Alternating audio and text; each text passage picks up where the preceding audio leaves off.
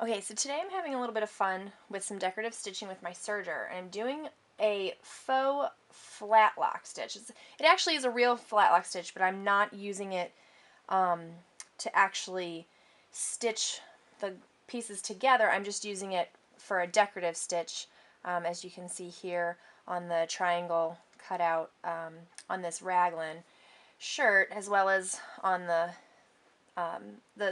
seam where the sleeve meets the bodice. So this is a popular technique, or you often see a lot of Raglan shirts that have this decorative stitching along the seam here, and so I'm just trying to mimic that today. So what I'm going to do is I'm going to stitch. I'm using a 3-thread stitch here. I normally wouldn't use a 3-thread for construction of my garment, but because I'm going to do the flat lock over it, and that's a 3-thread stitch, I'm just going to go ahead and use 3 threads for now. So first, what I'm going to do is stitch my sleeve to my bodice.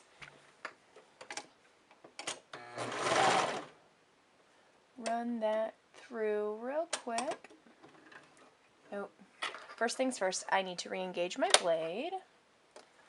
Oops. Okay. There it goes. Okay. So I'm just running this through real quick to attach my sleeve and my bodice.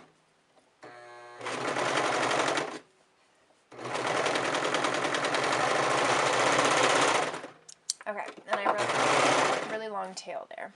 Okay, so now that's attached, and as you can see, it's just a plain seam.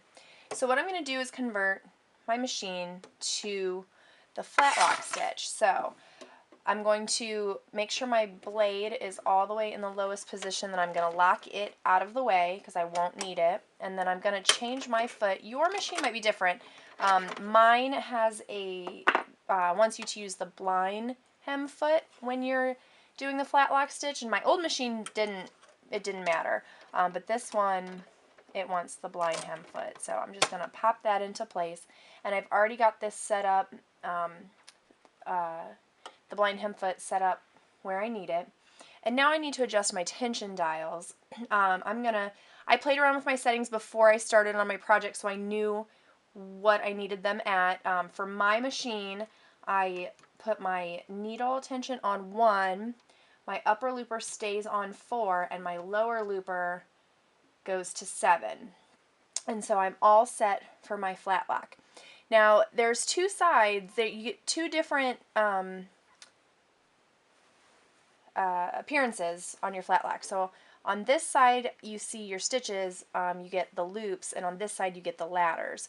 So if you want to have the loops show up, you will stitch with your right sides or wrong sides together to get the loops on the outside. If you want the ladders on the outside, you'll sew with your right sides together. I want the loops, so let me find my seam. So here's my seam, and I'm going to stitch it with my wrong sides together. So I'm just folding it over on that seam, and I'm just going to run this right through the serger. I'm not cutting anything off because I locked my blade out of the way.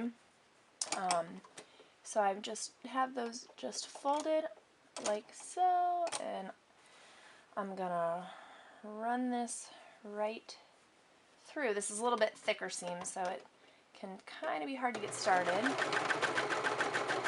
we go. So I like to hold my tails just to help it move through the machine at first.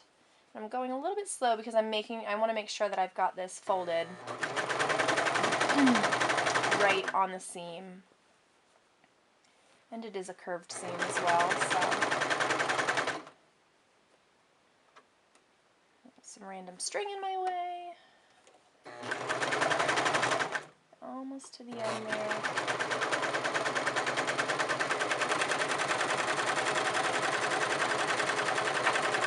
I like a really long tail when I'm doing this, just to give myself a little bit more give.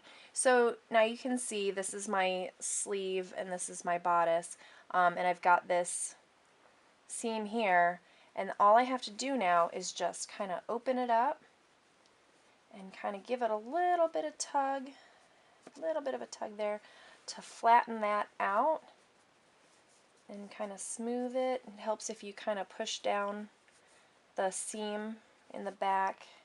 It kind of bunches up a little bit, which is why I like to give myself that long tail, just for an extra little bit of wiggle room.